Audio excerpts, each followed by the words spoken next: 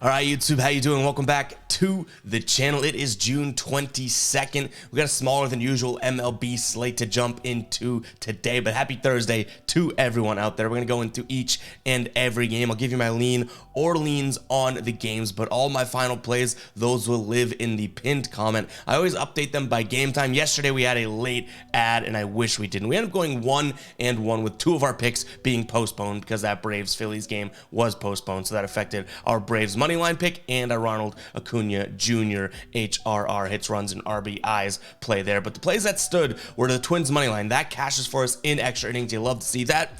And the Padres money line. That's what I was talking about. The one that I forced. Two reasons I'm womp-womping myself. We put that one in super late and they lose.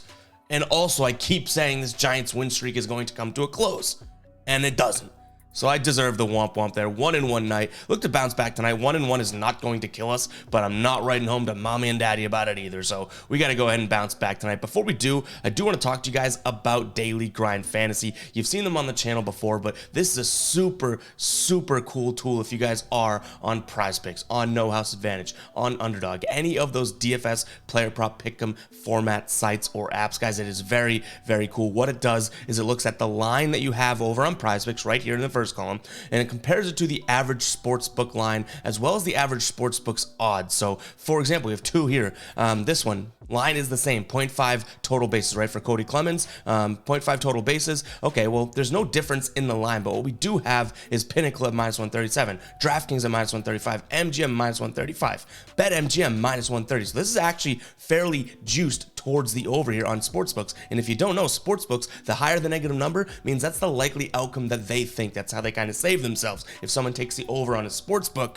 all of a sudden, you know, you're paying -135 because they think that that is the likely outcome. And you don't have to worry about that on Prize Picks because it's a standardized payout format, right? You know, you throw this in with another guy, 2 for 2, pays you 3 times regardless of sportsbook's odds. So you can see your value there from the sportsbook sides, but it also identifies when there's differences in lines, like this Tommy Henry strikeouts line here. On Prize Picks, you have a line of 4 strikeouts. Sportsbooks actually have it at -135, so they're still giving it a 53.57 chance to hit because obviously sportsbooks are a little bit sharper than Prize Picks or, you know, have more of a team working on adjusting the lines. So taking the under here actually has some value because sportsbooks have it at 3.5. So hopefully that makes a little bit of sense, guys. I do highly recommend you check out Daily Grind Fantasy, 3-day free trial with the link in the description or the pinned comment. Go plug around there. It's for every sport, every one of those DFS apps as well, not just for baseball. Go check it out. Let's go ahead and jump into the first game here. But be first. I think that's what I just said. But first, hit that subscribe button, hit that like button. We're cruising, guys. I'm so dang close to 25,000 subscribers. And at this point, I'm just like, when are we going to hit it? Because we're getting there faster than I probably ever thought we would, and still do, you know, get surprised every single day. But nonetheless, hit that subscribe button, hit that like button. Let's go ahead and jump into the first game here. We're looking at Philly taking on the Braves. My thoughts haven't really changed all that much on this game since yesterday. Philly's still starting Aaron Nola. He's 6-5 with a 4.66 ERA. Bryce Elder now on the mound for the Braves, 5-1 with a 2.60 ERA. The Braves know that now because Elder's on the mound are no longer underdogs, which I really liked yesterday. I think they were starting AJ Smith, Shire yesterday, but today they have obviously a stud on the mound. I still like them at -115 odds here. I really wish we got to see that game roll out yesterday because I like the Acuna Jr. player prop we had as well, so we might roll with that again today. But nonetheless, I'm leaning towards the Braves. I think the better team. Just as hot as the Phillies. I think this Braves team just gets the job done today. Then in terms of the total, 8.5 runs, I like the fact that Elder's on the mound. I think he's going to keep the Phillies down here. And Aaron Nola himself, you know, he's had his ups and downs when it comes to starts this season. He has had 2 bad starts in a row, but we're only, you know, a couple starts removed from a 7 innings pitch, no shutout start for him. So maybe he pitches so I'm going to lean towards the under. If he gives us a middle-of-the-road game and Bryce Elder kind of goes up and, you know, is a stud out there today, I think we do, you know, ultimately end up cashing Braves' money line as well as the under. But keep an eye on the pinned comment to see if we do make those final plays. And I almost forgot our ride of the day yesterday. I wish we didn't have to do it. Politicians out here at Baltimore, team total over 3.5 total runs. Politician throws out heat in the comments all the time. Been featured on the channel with wins before, but damn, that one does not come through. Baltimore only finishes with 2 runs, so shout out to you, but unfortunately you got to face the womp womp. Guys, if you do want to be the ride of the day, all you got to use is hashtag ride of the day in the comments. And you guys, if I jump on board with your pick, you get a shout out in the next video, win or loss. If it's a win, we celebrate, we have a good time. If it's a loss, you gotta face the womp womp, unfortunately. So go ahead and use hashtag ride of the day in the comments. Second game here on the board is going to be the Nationals taking on the Diamondbacks here. Nationals finally getting the job done. They win yesterday. Win yesterday 3-0 against St. Louis. Diamondbacks taking a win against Milwaukee. They took 2 of 3 against Milwaukee in that series, but the Nationals were in quite a drought. They have Jake Irvin on the mound today with a 1-3 record, 5.25 ERA. Tommy Henry on the mound for the D-backs, 3-1 with a 4.66 ERA. In his last few starts, he has not looked good whatsoever. He's let up 5 runs,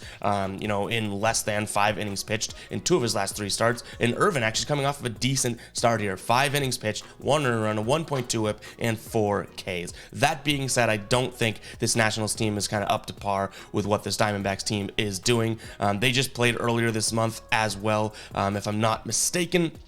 And they have played a couple times this season as well. I think we've seen that this is just a better Arizona team than the Washington team. So for -145 odds, yes, you're paying a little bit of juice, but I'm going to go ahead and roll with that. I'm going to lean towards the Arizona team here. Just like I said, better team, better offense. Washington was in a drought. They got to win. If that doesn't spark something in them, I think we're okay now. If they all of a sudden go on one of these Reds or Oakland Athletic type, or even, the Red Sox, even though they lost last night, type of streak, then yeah, we're in trouble leaning that way. But I don't think that's necessarily going to happen. In terms of the total, 9.5 here, I wanted to go towards the over and lean towards the over just because a lot of the games that they played previous this season have been going over, and it's not like they have 2 stud pitchers on the mound, but I really cannot trust the Washington bats here. And if you're asking for a double-digit total, I have to lean towards the under. If this was 7.5, 8, maybe 8.5, I could consider it. But yeah, if Arizona, like the way that I think they're going to play today, give you 5 runs or so, I really have to lean towards the under because Washington is not going to step up to that, at least in my opinion. But I've been wrong plenty of times before. Let's go ahead, move on to the next game. All right, Cleveland taking on the A's. Cleveland controlling this series thus far, but only by a marginal effort here. They won 3-2 in game 1, win 7-6 in game 2. So Oakland is covering that run line. And I want to make note of this, not that we're leaning in that direction necessarily, but Oakland has covered 4 straight run lines as underdogs, which they usually are, as well as 8 of their last 10 run lines. So that's definitely worth noting here. But Logan Allen on the mound for the Guardians, I think, is a hell of a lot better than JP Sears today. I'm going to lean towards the better pitcher, but I don't love the -175 odds here. That's a little bit too much juice to be squeezed here for me today. So I lean that way, maybe in some sort of parlay or something like that, but I don't think it makes it towards the final plays. In terms of the total, we're looking at a total of 8 here. I think this one goes under again. We did see a game already this series that goes up and over, but that 3-2 game I feel like is a little bit more indicative of what's been going on with the Oakland bats as of late. They were scoring 1 to 3, 1 to 2 runs their 8 previous games prior to that. So I think they go out there and do that again today. I don't necessarily think that this Cleveland offense is going to put up a 7 spot again.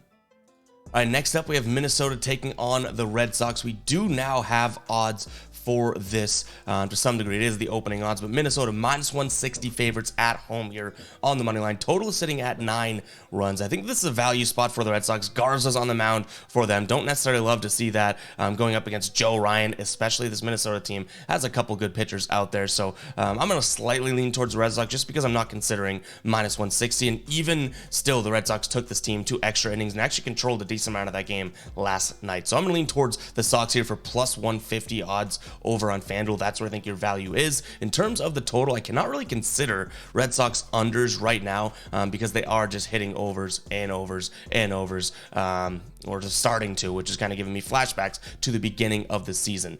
Even when they're not scoring the 9 or 10 or 15 runs like they've been doing, like Minnesota yesterday scores 5 runs against them. They scored 4 runs. It cashes the over by half a point. So I'm going to slightly lean towards the over. I don't know if it becomes the final play because I do want a little bit more consistency out of them, but it's almost like I'm ruling out unders until I start to see a couple unders trickle in for this Red Sox team, if that makes sense. All right, guys, and talk about another banger of a research tool, and I truly mean that. We got Outlier to talk about, which is an amazing sports betting research tool. Way different than Daily Grind Fantasy, like we talked about. Daily Grind Fantasy really specializes in those player prop, DFS, pick'em type apps. This is just an overall sports betting research tool where you can look at player trends, you can look at team trends. Very easy to identify these sort of like under the carpet trends that you normally wouldn't find yourself, like Aaron Judge, over 1.5 total bases after a loss going up against a team with a losing record at home, that type of thing. It's really, really cool. Green is good. Red is bad. I've been saying it since the start with Outlier. I use it every single day, and just go in the recent comments of videos. People that are signing up for Outlier are absolutely loving it, and you get it for free for 7 days if you use the link in the description. It makes sports betting easy, but you're doing it in a more analytical, data-driven, and smarter way. Cannot stress that enough. Go ahead, check it out. That link's in the description as well as the pinned comment for a 7-day free trial here. Next game we're jumping into is going to be San Francisco taking on the Padres, which just one more womp womp, because we just cannot seem to get the San Francisco team off our ass here. Alex Wood on the mound for them today, 2-1 with a 4.11 ERA. Blake Snell on the mound for the Padres, and where am I going to lean in this one? I feel like I want to lean towards the Padres, but I just really can't, so I'm going to lean towards San Francisco. And sorry to all the San Francisco bandwagons out there, because I probably just jinxed the streak that they've been on, but I really just cannot lean away from them right now the way that they've been burning us. Maybe for a safety net here, we look at them for the +1.5 on the run line, but I do really like the under in this game. If there's going to be a final play in this game, it probably is going to be towards the under. San Francisco's bats have cooled off. They're getting the job done still, but bats have cooled off since the beginning of this win streak. And San Diego's bats are just ice cold. Let me run through. You only notice a couple games in which they have a decent scoring output in their last 10. From least recent to most recent, 4 runs, 6 runs, 5 runs, 6 runs. Okay, that doesn't sound too bad, right? The 10th most recent to the 6th most recent game, not that bad. How about we do this? 2, 2, 5, 4, 3, 2 for the rest of that 10-game stretch. That ain't it, guys. So I am going to lean towards San Francisco here, but I'm also going to really take a peek at this under. I think both pitchers have what it takes to keep an offense down. Hopefully that happens today and we see an under cash. So we just talked about one team on a streak, and we are talking about another team on a streak here. Miami's taking on Pittsburgh, and Pittsburgh has lost 9 straight games here. On the mound for the Marlins is going to be Braxton Garrett, 3-2 with a 3.88. Mitch Keller on the mound for the Pirates. And I might be a little crazy, but this may be a spot in which the Pirates can kind of get out of their slump. I'm going to trust Mitch Keller and lean towards Pittsburgh here for +118 odds over on Caesars. I just like the value, and I don't think that they lose 10 games in a row here. If they do, is it the most surprising thing in the world? I guess not. But Mitch Keller, of all guys, is going to be the pitcher that brings them out of it. He's coming off of a bad start, too. Last time he had a bad start, he followed it up with a 7 innings pitched, 1 earned run, a .57 whip, and 7 Ks. So he's a bounce-back type pitcher. Let's hope to see that today. And I'm also going to look at the under.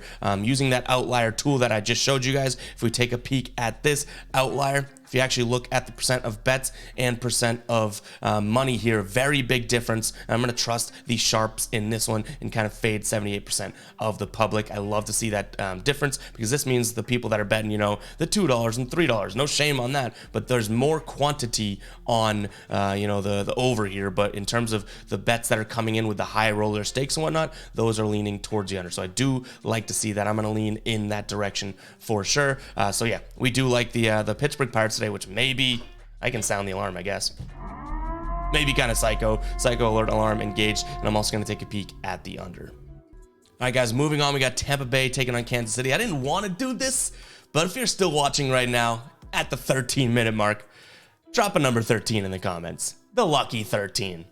I think it'll bring us luck today. I think we defy the fact that 13 is an unlucky number, and we make it lucky today. So go ahead and drop 13 in the comments. Yeah, I think it's gonna bring us all luck if you do that. So go ahead, if you're still watching, drop 13 in the comments. And if you guys don't, I'll take this opportunity too. I'm still battling whatever allergy sickness this is. I feel like my head's filled with cement. So apologies if the last couple videos or videos this week seem just kind of like, I don't even know how to explain it, low energy or whatnot. Still trying to get up here, do this early every single morning, which we're accomplishing. But man, we are battling something here, but it's nothing all that bad, so I can't complain too much. But I did want to let you guys know, especially if it's your first time watching, we're a little bit more crazy than this sometimes.